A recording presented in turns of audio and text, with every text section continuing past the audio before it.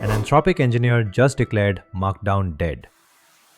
Yeah, the same Markdown you use for every README, every documentation page, and every Slack message. Thariq Shihipar, a top engineer at the company that built Claude, says he's completely stopped using it for AI workflows. He's replaced it with HTML. And once you see why, you might never go back to plain text again. Think of Markdown like a basic paper map. It's flat, it's linear, and it gets the job done if you just need to get from point A to point B. But HTML is like a high-fidelity 3D simulation of the entire city. You can zoom in, you can interact with the buildings, and you can see how everything connects in real time. Markdown is a single-threaded plan, but HTML is a multi-threaded network. For decades, we chose Markdown because it was easy for humans to write. We didn't want to type out opening and closing tags just to bold a word. But here is the thing, we aren't the ones doing the heavy lifting anymore. Modern AI models like Claude are world-class coders. They can write complex HTML faster than you can type a single hashtag. If the AI is doing the writing, why are we still limiting ourselves to the constraints of a human-readable format?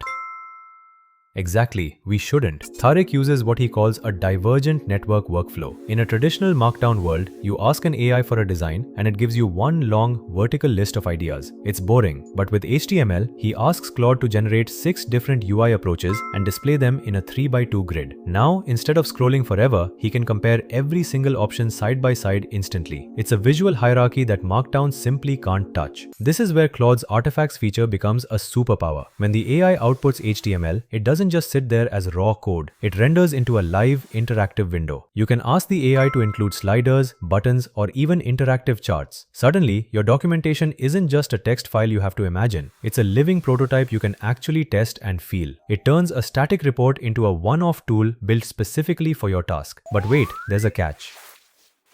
HTML is much heavier than Markdown. We're talking about significantly more tokens, which means it costs more and takes about 2 to 4 times longer to generate.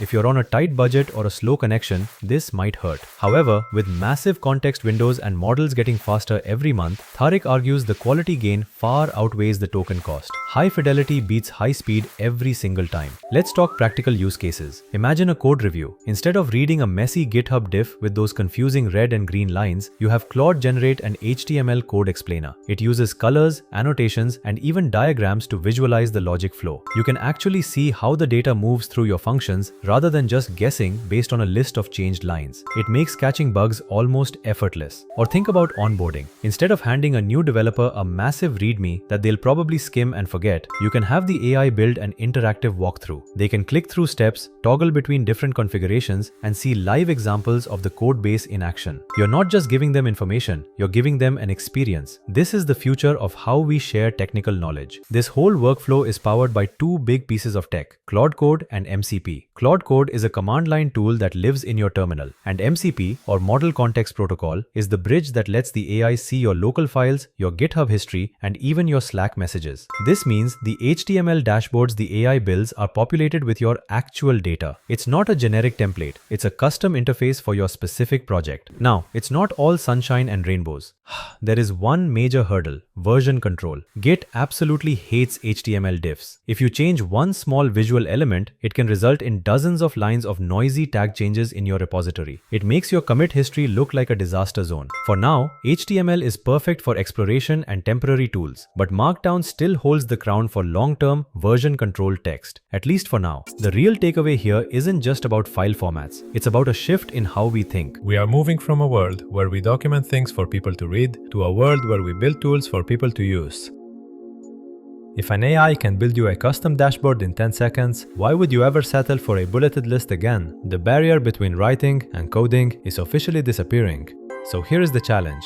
The next time you're using Claude or any LLM to plan a project, don't just ask for a list. Ask it to generate a 3x2 HTML grid comparing these ideas, or build an interactive dashboard for this data. See the difference for yourself. Markdown was for the era of writing. HTML is for the era of building. Which side are you on? Let me know in the comments. I'll see you in the next one.